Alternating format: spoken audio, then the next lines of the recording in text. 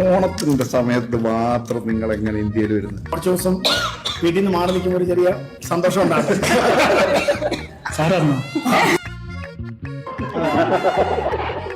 അതാ പ്രശ്നം. ദുബായ് ഓണം എന്ന് പറയുമ്പോൾ എനിക്ക് 3 ആണ് ഓർമ്മ വരുന്നത്.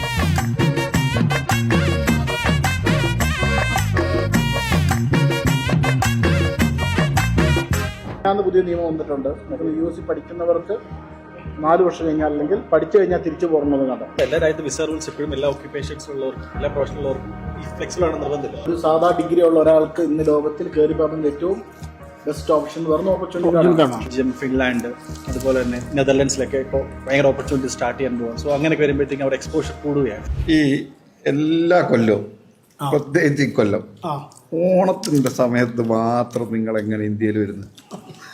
എന്തുകൊണ്ടാ പുറത്തുനിന്ന് ഇങ്ങോട്ട് വരാനല്ലേ? ഇപ്പൊ ഒരുമാതിരിപ്പെട്ട എല്ലായിടത്തും കറങ്ങി ഈ സമയം ശരിക്കും ജർമ്മനിയിൽ ഉണ്ടാവേണ്ടാണ് എനിക്കറിയാം.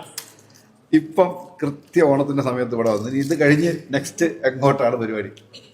ഒന്നെന്ന് പറഞ്ഞാൽ ഈ ഓണത്തിന്റെ സമയത്ത് നിങ്ങളെ കാണാതിരിക്കുക എന്ന് പറഞ്ഞാൽ ഭയങ്കര സങ്കടമുള്ള കാര്യമാണ്. എന്താ പിന്നെ 2 ഓണം നമ്മൾ പോകുമ്പോൾ എങ്ങോട്ടാണ് ശരിക്കും പോകുമ്പോൾ? ബെൽജിയം, ക്രൊയേഷ്യയും പിന്നെ വേറെ രാജ്യം ഫിൻലാൻഡ്, ക്രൊയേഷ്യ, ബെൽജിയം എന്ന് പറഞ്ഞ 3 രാജ്യങ്ങളാണ് പരീക്ഷിക്കുന്നത്. അവിടെ നല്ല രീതിയിലുള്ള ഓപ്പർച്യൂണിറ്റീസ് നേഴ്സുമാർക്ക് പിന്നെ പ്രൊഫഷണൽസിനുണ്ടല്ലോ അല്ലേ? IT പ്രൊഫഷണൽസ്, എഞ്ചിനീയേഴ്സിന് IT പ്രൊഫഷണൽസിനൊക്കെ നല്ല സ്കോപ്പ് ഉണ്ട്. വരുവാണെങ്കിൽ സാറിന് ഈ പ്രാവശ്യം കൊണ്ടുപോകാം. കാരണം കുറച്ച് ദിവസം വീട്ടിൽ നിന്ന് മാറി നിൽക്കുമ്പോൾ ഒരു ചെറിയ സന്തോഷം ഉണ്ടാകും. വീട്ടുകാർക്കാണോ എനിക്കാണ്? ആർക്കെങ്കിലും 2 പേർക്കൊരു സന്തോഷം ഉണ്ടാകുന്നു. അപ്പം പിങ്കി മിസ്സാ പറയുന്നത്? നമ്മുടെ ഇതൊക്കെ എങ്ങനെ പോകുന്നു? ഫിസിയോതെറാപ്പി ജർമ്മനിയിൽ ഒരുപാട് വേക്കൻസീസ് ഇപ്പം അവൈലബിൾ ആണ്. അപ്പം നമുക്ക് ജർമ്മൻ ലാംഗ്വേജ് പഠിച്ചിട്ടുള്ള പ്രൊഫഷണൽസിനെ കിട്ടാനില്ല. എംപ്ലോയീസ് അങ്ങനെയുള്ള ആൾക്കാർക്ക് വേണ്ടി വെയിറ്റിംഗ് ആണ്. ഒരുപാട് സാധ്യതകളാണ് നമുക്ക് ഓപ്പൺ ആയിരിക്കുന്നത്. ആക്ച്വലി അതാണ് ചോദിച്ചത്. ഫിസിയോതെറാപ്പി ഒരു പ്രത്യേക ഒരു സ്നേഹമുണ്ടെന്ന് എനിക്ക്. Health professions in Germany, Europe അത് തന്നെ പിടിച്ചിരിക്കും. ഇപ്പോഴും ഫിസിയോതെറാപ്പിസ്റ്റ് എന്ന് പറഞ്ഞാൽ അതൊക്കെ നടക്കുന്ന ചെറിയ കാലിൽ മുണ്ട് പോകും. അല്ല, അതുകൊണ്ടാണ് ഫിസിയോതെറാപ്പിസ്റ്റ് പ്രത്യേക സ്നേഹം. എന്തായാലും സാർ അൽസാറിന്റെ ഓണമൊക്കെ എന്ന് പറഞ്ഞു. ഇങ്ങനെ നോർമൽ അൽസാറിന്റെ ഓണം എങ്ങനെയാണ്? സാർ ഫിസിയോതെറാപ്പിസ്റ്റിനെ കുറിച്ച് പറയാം. അത് നമ്മൾ മാത്രമേ ആക്ച്വലി മാർക്കറ്റിൽ നല്ല രീതിയിൽ ചെയ്യുന്നുള്ളൂ. എല്ലാവരും നഴ്സസിനെ പ്രൊമോട്ട് ചെയ്യുമ്പോൾ നമ്മൾ ഇതുകൂടി ഫിസിയോതെറാപ്പിസ്റ്റിന് കൂടി നമ്മൾ ഓപ്പർച്യൂണിറ്റീസ് കൊടുക്കുന്നുണ്ട്. ഉണ്ട്. പക്ഷെ അതങ്ങനെ പറഞ്ഞ് ബാക്കിയുള്ളവരെ നമ്മൾ പ്രൊമോട്ട് ചെയ്യണ്ട. ബിസിനസ് ആയിട്ട് ഞാൻ പറഞ്ഞ് കാണിച്ചിരിക്കും, ആൾക്കാരെ അറിയട്ടെ ശരിക്കും. എന്നാലും അതുൽ സാറിന്റെ ഓണം അല്ലേ സാറ്? സാറിന്റെ കല്യാണമായി പറഞ്ഞിട്ടല്ലോ സാർ അറിഞ്ഞോ? നമ്മുടെ HR നമ്മുടെ ഡീനാമിസ് ദുബായിലാണ് ജനിച്ചു വളർന്നത്. അപ്പോൾ ദുബായ് ഓണത്തെ കുറിച്ചെന്ന് പറഞ്ഞു. ദുബായ് ഓണം എന്ന് പറയുമ്പോൾ എനിക്ക് 3 ആണ് ഓർമ്മ വരുന്നത്. FF family, fun, food. ഇതാണ് ഓർമ്മ വരുന്നത്. ഇവിടെ വന്നിട്ട് എത്ര വർഷമായി? 7 years. അവിടെ എത്ര വർഷം ഉണ്ടായിരുന്നു? ബാക്കിയുള്ള ജീവിതം മുഴുവൻ അവിടെ. പ്രായം പറയത്തില്ല. 48 വർഷം. എന്ത് 30 വയസ്സെന്ന് പറഞ്ഞാൽ നമുക്ക് അത്രന്റെ പിടി കിട്ടും. 37 വയസ്സാണ്. അതുകൊണ്ട് വളരെ ബ്രില്യന്റ്. റിട്ടയർ ആയിട്ട് ഇവിടെ വന്നാ കണ്ടാ പറയത്തില്ല. പോയതാ. റോഷ്നിയുടെ ഓണം എന്ന് പറഞ്ഞ റോഷ്നി? എന്റെ ഓർമ്മയിൽ ഓണം എപ്പോഴും എനിക്ക് ആദ്യം ഓർമ്മ വരുന്നത് ഈ ഒരുങ്ങി ഇറങ്ങുന്ന പരിപാടിയാണ്. റെഡിയാവുക, ഡാൻസ് കളിക്കുക, തിരുവാതിര. ഞാൻ മെയിൻ തിരുവാതിര കളി ആർട്ടിസ്റ്റ് ആയിരുന്നു. അതുകൊണ്ട് കലാമണ്ഡലമൊന്നുമല്ല, പിന്നെ ആ റേഞ്ചൊന്നും വളർന്നിട്ടില്ല. എന്തായാലും അത്യാവശ്യം. റോഷ്നിയുടെ ഡാൻസ് ഇല്ലായിരുന്നല്ലോ. സമയപരിമിതി മൂലം ഏറ്റവും അവസാനം പിരിച്ചു വിടുന്നതിന് മുന്നേ ഉച്ച കഴിഞ്ഞ് ഒരു ഊണൊക്കെ കഴിഞ്ഞിട്ട് തിരുവാതിര. ആയിക്കോട്ടെ. അതെ, ഒറ്റയ്ക്ക് തിരുവാതിര കളിക്കാൻ പറ്റില്ലല്ലോ. തിരുവാതിര എന്നൊക്കെ പറയുന്നത് ഭയങ്കര ഒരു അറ്റാച്ച്മെന്റ് കൂടുതലാണ്. കുറെ കളർഫുൾ ആയിട്ടുള്ള ഒരു പരിപാടി. റോഷ്നിയാണെങ്കിൽ ബ്രാൻഡിങ് കാര്യങ്ങളായിട്ട് അതിന്റെ ഒരു കളറ്. റോഷ്നി തിരുവാതിരയൊക്കെ കളിക്കുകയാണെങ്കിൽ ടിൻസെറ്റോടിന്റെ മഞ്ഞയും വെള്ളയും കറുപ്പും നീലയെന്നൊക്കെ പറഞ്ഞു ILT വരുമ്പോൾ അതിന്റെ കളർ വേണം.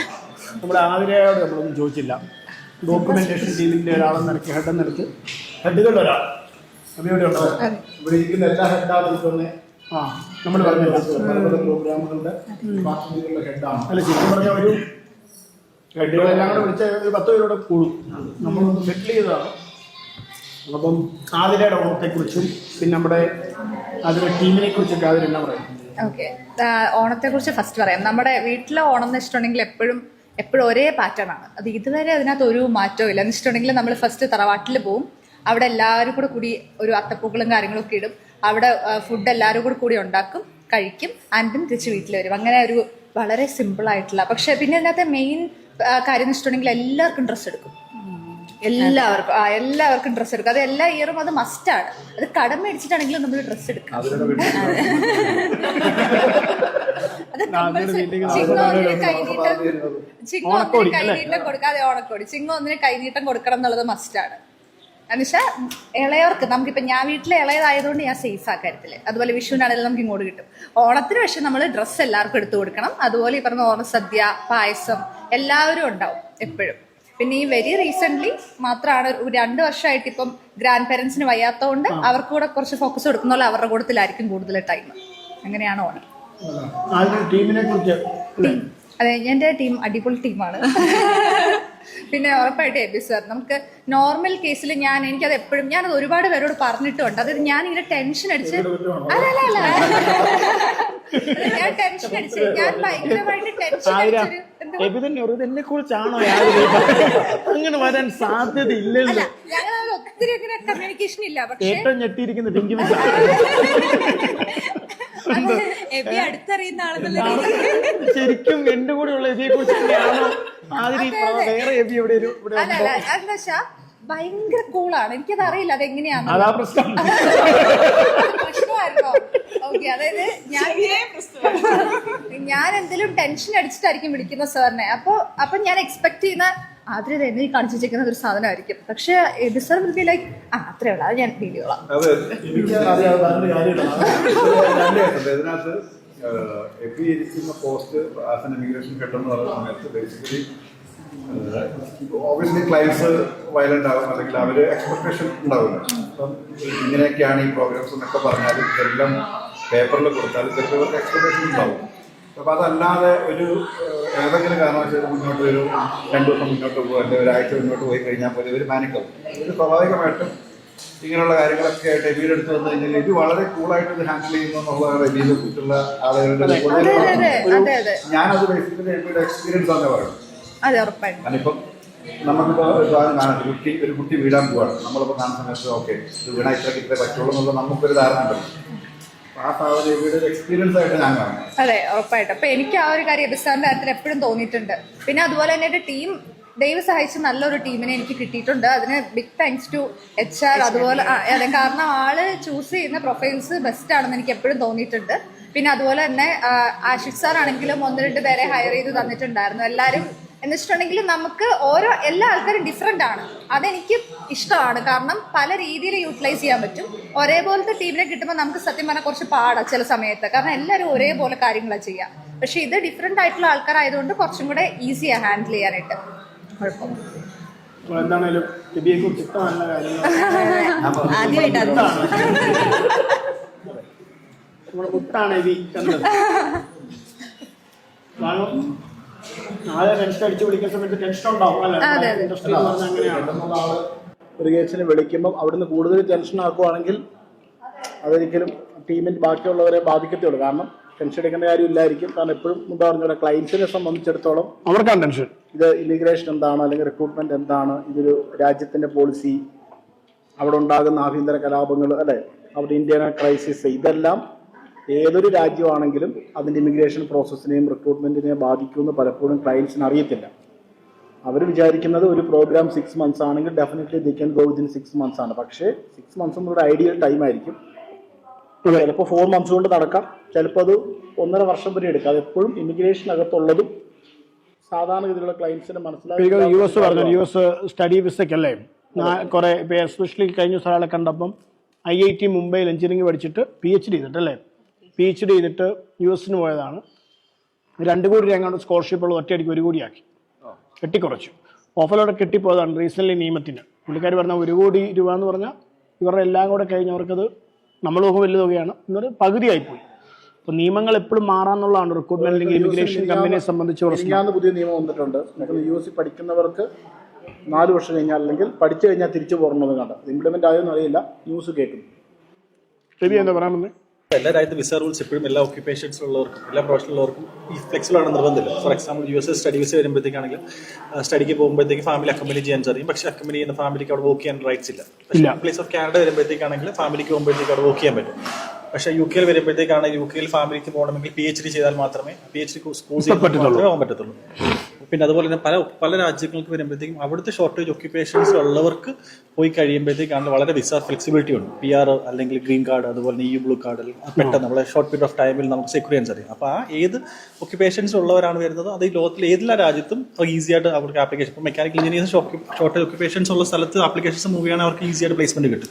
നഴ്സസിന് വരുമ്പോഴത്തേക്കാണ് അവർക്കാണ് എവിടെയാണ് അവിടെ ഏറ്റവും കൂടുതൽ ഷോർട്ടേജ് വരുന്നത് അവിടെയാണ് അവർക്ക് ഏറ്റവും കൂടുതൽ പ്ലേസ്മെന്റ് വരുന്നത്. അപ്പോൾ ഈ US വരുമ്പോഴത്തേക്കാണ് ഈ B3 വിസ അതൊരു പാത്വയാണ് ഈ ഗ്രീൻ കാർഡ് കിട്ടാനായിട്ട്.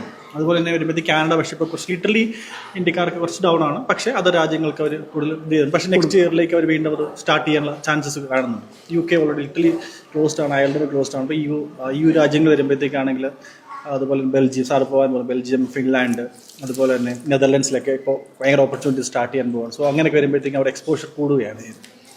ഇതായിരിക്കും നമ്മൾ നെക്സ്റ്റ്. അപ്പോൾ നമ്മൾ ഏത് രാജ്യം ചൂസ് ചെയ്യുന്നു അത് നമുക്ക് ആപ്റ്റ് ആണോ എന്നാണ് ബേബി പറഞ്ഞപ്പോഴാണ് നമ്മുടെ ജർമ്മന്റെ ഹെഡായിട്ടുള്ള ബോണിസാർ ഇന്ന് ഇല്ല. ആക്ച്വലി ബോണിസാറിന് വേറൊരു മീറ്റിംഗ് ഉണ്ട്. മീറ്റിംഗ് അല്ല, പിന്നെ വേറെ പേഴ്സണൽ കാര്യങ്ങളും ഇന്നുണ്ടായിരുന്നു. നമ്മൾ നേരത്തെ ഡേറ്റ് ഫിക്സ് ചെയ്താണല്ലോ, അദ്ദേഹം ഡേറ്റ് ഫിക്സ് ചെയ്താൽ എനിക്കൊന്ന് ജർമ്മനിയിലല്ലേ അറിയായിരിക്കും ഫിസിയോതെറാപ്പി വരുമ്പോഴും അതുപോലെ തന്നെ ഓൾമോസ്റ്റ് എല്ലാ മെഡിക്കൽ പ്രൊഫഷൻസിനും എസ്പെഷ്യലി നഴ്സുമാർക്ക് ഹ്യൂജ് ഓപ്പർച്യൂണിറ്റി ആണുള്ളത്. ലാംഗ്വേജ് പഠിച്ചെടുക്കാന്നുള്ളൊരു എനിക്കൊന്ന് ജർമ്മനിക്ക് മൾട്ടിപ്പിൾ ഓപ്ഷൻസ് ആണ്. ഇപ്പോൾ എന്താ ഓപ്പർച്യൂണിറ്റി കാർഡ് ഉണ്ട്. ഒരു സാധാ ഡിഗ്രി ഉള്ള ഒരാൾക്ക് ഇന്ന് ലോകത്തിൽ കയറി പോകുന്ന ഏറ്റവും ബെസ്റ്റ് ഓപ്ഷൻ എന്ന് പറഞ്ഞ ഓപ്പർച്യൂണിറ്റി കാർഡാണ്. പക്ഷെ അത് പലരും ഉപയോഗിക്കുന്നില്ലെന്നാണ് നമുക്ക് മനസ്സിലാക്കുന്നത്. ഇനി മെഡിക്കൽ പ്രൊഫഷൻസിൽ തന്നെ നഴ്സസിനുണ്ട്, ഫിസിയോതെറാപ്പിസ്റ്റ് ഉണ്ട്, ഫാർമസിസ്റ്റ് ഉണ്ട്, ഓക്കുപേഷണൽ തെറാപ്പിസ്റ്റ് ഉണ്ട്, അങ്ങനെ അല്ലെങ്കിൽ ഷെഫ് തുടങ്ങി എനിക്ക് തോന്നുന്ന ഏതൊരു മേഖലയിൽ വർക്ക് ചെയ്യുന്ന ആൾക്കാർക്കും എക്സ്പ്ലോർ ചെയ്യാൻ പറ്റുന്നതിൽ ഏറ്റവും നല്ലൊരു രാജ്യങ്ങളൊന്ന് ജർമ്മനിയാണ്. അതിനകത്ത് എനിക്കേറ്റവും ഞാൻ പെട്ടെന്ന് പറഞ്ഞത് ഇപ്പം നമ്മളൊക്കെ തന്നെ പല ആൾക്കാരും വർക്ക് വിസ ഒക്കെ ചെന്ന് ചോദിക്കുമ്പോൾ ഇവരുടെയൊക്കെ ഒരു പ്രശ്നം ഒരു പ്രൊഫഷണൽ ക്വാളിഫിക്കേഷൻ ഒന്നും ആയിരിക്കത്തില്ല, അല്ലെങ്കിൽ അതിനുള്ള പണം മുടക്കാൻ കാണത്തില്ല. ഇങ്ങനെയൊക്കെയുള്ള എല്ലാ ആൾക്കാർക്കും ഉള്ളൊരു ബെറ്റർ ഓപ്ഷനാണ് ഒരു A1 മാത്രം പഠിച്ച് ഓപ്പർച്യൂണിറ്റി കാർഡിൽ പുറത്തോട്ട് പോകുന്നത്. പക്ഷെ അതിനെ എനിക്കുന്ന പല നെഗറ്റീവ്സ് വിചാരിച്ചുകൊണ്ടായിരിക്കും പലരും അത് ട്രൈ ചെയ്യാൻ ശ്രമിക്കാത്തതെന്ന് തോന്നുന്നു. പക്ഷെ എനിക്കൊന്ന് അങ്ങനെയുള്ളവർക്ക് ആ ഒരു ഓപ്ഷനേ ഉള്ളൂ അല്ലേ? ആ ഒരു ഓപ്ഷനേ ഉള്ളൂ തീർച്ചയായും. നോർമലി മന്തിൽ അവിടെ റിക്രൂട്ട്മെന്റ് ഇവന്റ് ഉണ്ട്, ബെർലിനുണ്ട്, ഹാംബർഗിലുണ്ട്, മ്യൂണിച്ചിലുണ്ട്. സോ അപ്പം അവിടെ ആണെങ്കിൽ അത് നോക്കി ഫോക്കസ് ചെയ്ത് പോവുകയാണെങ്കിൽ ഒരു 100+ കമ്പനീസ് അവർക്ക് ഈസി ആയിട്ട് പാർട്ടിസിപ്പേറ്റ് ചെയ്യാൻ സാധിക്കും. ഒരു കൺട്രി മൊത്തം എക്സ്പ്ലോർ ചെയ്യാൻ പ്രാക്ടിക്കലി പോസിബിൾ ആയി വരുമ്പോഴത്തേക്കാണെങ്കിൽ ഇത് ഒരു 180 കമ്പനീസ് അല്ലെങ്കിൽ 100 കമ്പനീസ് പ്ലസ് പാർട്ടിസിപ്പേറ്റ് ചെയ്യാൻ സാധിക്കുന്നത് അവർക്ക് എക്സ്പോഷേഴ്സ് വളരെ കൂടുതലാണ്. ഷോർട്ട് പീരീഡ് ഓഫ് ടൈമിൽ അവർക്ക് ജോബ് സെക്യൂർ ചെയ്യാൻ സാധിക്കും. അതെനിക്ക് നമ്മൾ എസ്പെഷ്യലി നമ്മൾ ഈ ട്രെയിനിങ് ഇപ്പോൾ നമ്മുടെ IELT ട്രെയിനിങ് ആണ്, അതേസമയം ട്വിൻസ് അബ്രോഡ് റിക്രൂട്ട്മെന്റ് ലൈസൻസ് ഉള്ള കമ്പനിയാണ്. അപ്പോൾ നമ്മൾ ഇമിഗ്രേഷൻ റിക്രൂട്ട്മെന്റ് ആണ് ഫേസ് ചെയ്യുന്നത്. അപ്പം ഞാൻ ചോദിക്കാൻ കാരണം ഇതാണ്, നമ്മുടെ IELTയുടെയും ട്വിൻസ് അബ്രോഡിൻ്റെയും കീ പോസ്റ്റ് ഇരിക്കുന്ന ആൾക്കാരാണ് ഇവിടെ നിന്ന് ഫുഡ് കഴിക്കുന്നത്. അപ്പം അതുകൊണ്ടാണ് ഞാൻ ചോദിക്കാൻ നിങ്ങളുടെ അഭിപ്രായങ്ങൾ എന്താണ്. നിങ്ങൾ ഫുഡ് കഴിക്കുമ്പോൾ ഓട്ടോമാറ്റിക്കലി ഉള്ളത് സംസാരിക്കും, അതുകൊണ്ടാണ്. അല്ലാത്ത സമയം നിങ്ങളോട് ചോദിച്ചാൽ നിങ്ങൾ ചിലപ്പം ഉള്ള കാര്യം പറയത്തില്ല. അപ്പം ഫുഡ് കഴിച്ചുകൊണ്ട് ചോദിക്കുമ്പോൾ എനിക്ക് കുറച്ചുകൂടെ ഇൻസൈറ്റ് കിട്ടും ഉള്ള കാര്യം എന്താണ് എന്നുള്ളത്. വേറെ രസമുണ്ട്, ഈ തവണയും കൂടി മാത്രമേ ഉള്ളൂ ഇത്രയും കുറച്ചാളുകൾക്ക് ഫുഡ് കഴിപ്പിച്ചുകൊണ്ട് വിവരങ്ങൾ അറിയാൻ പറ്റുള്ളൂ. ഇനി ഒരു നെക്സ്റ്റ് ഓണമൊക്കെ വരുമ്പോഴേക്കും ദുബായ് നടത്തിയേക്കും, ദുബൈയിലെ ആൾക്കാർ കൂടി വരും, ജർമ്മനിയിലെ വരും. തന്നെ എല്ലാ ഹെഡുകളും വന്നാൽ നമുക്കിതൊന്ന് ഷൂട്ട് ചെയ്യാൻ പറ്റത്തില്ലാത്ത നമ്പേഴ്സ് ഉണ്ട്. അതുകൊണ്ട് അതിൽ നിന്നും നമ്മളൊന്ന് ഫിൽട്ടർ ചെയ്തുള്ള ആൾക്കാർ സത്യത്തിൽ ഉള്ളൂ. മാത്രമല്ല ഓൺലൈൻ വിളിക്കുന്ന ഇപ്രാവശ്യം ഓണപരിപാടിക്കാണെങ്കിൽ നമ്മുടെ ഓൺലൈൻ വിളിച്ചില്ല, 1-2 പേര് ഒഴികെ ബാക്കി ഒരു സ്റ്റാഫുകളും തന്നെ വന്നിട്ടില്ല. അല്ല, മഴയല്ലേ, നമ്മളെല്ലാവരും കൂടെ വിളിച്ച് വരുത്തിയാലും ബുദ്ധിമുട്ടാണ്. കാരണം എറണാകുളത്തും അതുപോലെ തന്നെ ബാംഗ്ലൂരിലെയും ഡൽഹിയിലെയും കോഴിക്കോടെയും ദുബായിലും എല്ലാവരെയും കൂടി ഇങ്ങോട്ട് വിളിച്ച് വരുത്തിയിട്ട് പിന്നെ ഇവിടെ മഴയാണെങ്കിൽ ഭയങ്കര ബുദ്ധിമുട്ടാണ്. അപ്പോൾ എന്താണേലും നമുക്ക് ഹോപ്പിംഗ് എല്ലാ വലിയ കാര്യങ്ങൾ ഈ വർഷം നമ്മൾ പ്രതീക്ഷിക്കുന്നു. എന്താണേലും ഓണം കഴിയും. ഇപ്പം നമ്മൾ മുമ്പ് പറഞ്ഞ പോലെ നമ്മുടെ മെയിൻ കുറേ പ്രോജക്ട്സ് എന്ന് പറഞ്ഞാൽ ഒന്ന് ദുബായ് നമ്മൾ already twins abroad company mainland company form ചെയ്തിട്ടുണ്ട്. ഓഫീസും എടുത്തു. അപ്പോൾ ബ്രാൻഡിങ് കൂടെ കഴിഞ്ഞിട്ട് ശരിക്കും നമുക്കത് പബ്ലിക്കിലോട്ട് അതിൻ്റെ കാര്യങ്ങൾ ശരിക്കും ഇൻട്രൊഡ്യൂസ് ചെയ്യാൻ നിർത്തിയിരിക്കുന്നത്. അതൊരു മെയിൻ കാര്യം. അപ്പോൾ അവിടെ വെച്ച് നമ്മൾ ചെയ്യാൻ ഉദ്ദേശിക്കുന്ന 1 ഇമിഗ്രേഷൻ, 2 ഈ പറയുന്ന പോലെ തന്നെ നമ്മുടെ റിക്രൂട്ട്മെൻറ്റിൻ്റെ കാര്യങ്ങളാണ്. 1 ഇമിഗ്രേഷൻ, 2 റിക്രൂട്ട്മെൻറ്റ്. പിന്നെ അതുപോലെ ജർമ്മനിയിൽ ഒരു കമ്പനി തുടങ്ങാനുള്ള കാര്യങ്ങൾ നമ്മൾ ഓൾറെഡി ഓക്കെ ആക്കിയിട്ടുണ്ട്. പിന്നെ യൂറോപ്പ് മുഴുവനും നമ്മൾ എനിക്ക് തോന്നുന്നത് ഞാനും ഉണ്ണിയും കൂടെ സാറ് ചോദിച്ച പോലെ തന്നെ പറഞ്ഞ ബെൽജിയം, ക്രൊയേഷ്യ, അങ്ങനെ കുറേ രാജ്യങ്ങളിലേക്ക്, ഫിൻലൻഡ്, കുറേ രാജ്യങ്ങളിലേക്ക്, നെതർലൻഡ് പോവാണ്. എന്ന് പറഞ്ഞാൽ അത് രണ്ടുണ്ട്. റിക്രൂട്ട്മെൻറ്റിനെ സംബന്ധിച്ചുള്ള വർക്ക് വിസകൾ കാര്യങ്ങളും അതുപോലെ തന്നെ ഈ നേഴ്സുമാർക്കും പ്രൊഫഷണൽസിനൊക്കെ ഉള്ള സ്കോപ്പുണ്ട്. അപ്പോൾ അങ്ങനെ കുറേ കാര്യം നമ്മൾ അതിലോട്ട് ചൂട് വെക്കുന്നു. പിന്നെ 2 നമ്മുടെ ഫിസിയോതെറാപ്പിയുടെ പ്രോഗ്രാമുകൾ, പുതിയ ബ്രാഞ്ചുകൾ നമ്മൾ തുടങ്ങുമെന്ന് ആലോചിക്കുന്നുണ്ട്. അപ്പോൾ ഒത്തിരി പരിപാടികളുണ്ട്. അപ്പം പുതിയ ടീമുകൾ, പുതിയ ഡെവലപ്മെന്റ്സുകൾ കൂടുതൽ എനർജറ്റിക് ആയിട്ട് നിങ്ങളുടെ കീഴിലുള്ള എല്ലാ ആളുകളെയും നമ്മുടെ ആ വിഷനിലേക്ക് ഫോക്കസ് ചെയ്ത് നമ്മൾ എൻകറേജ് ചെയ്യുക. അപ്പോൾ നമ്മളെ സംബന്ധിച്ചിടത്തോളം നമ്മൾ ഈ വർഷം നമുക്ക് കുറച്ച് പുറത്ത് പറയാത്ത കുറേ എയിംസ് ഉണ്ട്. ഇത്ര ഇത്ര എന്താ ഒരു ബ്രാൻഡ് വാല്യൂ ഇത്ര ഉയർത്തുക, അല്ലെങ്കിൽ ഇത്ര ആൾക്കാർക്ക് നമുക്ക് സർവീസ് കൊടുക്കുക, ഇത്ര രാജ്യങ്ങളിലേക്ക് റീച്ച് ചെയ്യുക എന്നൊക്കെയുള്ള ഒത്തിരി കാര്യങ്ങളുണ്ട്. പിന്നെ അതുപോലെ തന്നെ ഐൽ ടെൻസബിൾ ചെയ്യുന്ന പുതിയ വെർട്ടിക്കൽസ്, ഇതുമായിട്ട് ബന്ധപ്പെടാത്ത പുതിയ വെർട്ടിക്കൽസ് നമ്മൾ ഇൻട്രൊഡ്യൂസ് ചെയ്യുന്നുണ്ട്, ബിസിനസ്സുകൾ തീർച്ചയായിട്ടും. അപ്പോൾ ടീമിനെ എൻകറേജ് ചെയ്യുക, നോക്കുക. അപ്പോൾ ഈ വർഷം അവസാനിക്കുമ്പോഴത്തേന് ഈ തീരുമ്പോഴത്തേന് എനിക്കൊന്ന് ഇൻഡസ്ട്രിയിൽ തന്നെ 1 ഓഫ് ദ ബെസ്റ്റ് കമ്പനീസിലൊന്നായിട്ട് മാറാൻ കഴിയുമെന്നാണ് ഞാൻ പ്രതീക്ഷിക്കുന്നത്. അതിന് നിങ്ങളുടെ സപ്പോർട്ട് അല്ലേ, നിങ്ങളില്ലാതെ സാർ ഇങ്ങനെ നോക്കുക, ഇതൊക്കെ മനസ്സിലായി സാറ്, നിങ്ങളില്ലാതെ ഞങ്ങളില്ലെന്ന് പറയുന്ന പോലെ. അപ്പോൾ അത് നമ്മുടെ ഒരു മെയിൻ എയിമായിട്ട് നിൽക്കുന്നു. അപ്പോൾ എല്ലാവർക്കും ഒരു ഹൃദയത്തിൽ നിന്ന് ഒരിക്കൽ കൂടെ ഒരു ഓണാശംസകൾ അറിയിക്കുകയാണ്. ബാക്കി നമുക്ക് ഓണത്തിന് ശേഷം കാണാം. എന്താ പറയുന്നത്? ഹാപ്പി ഓണം.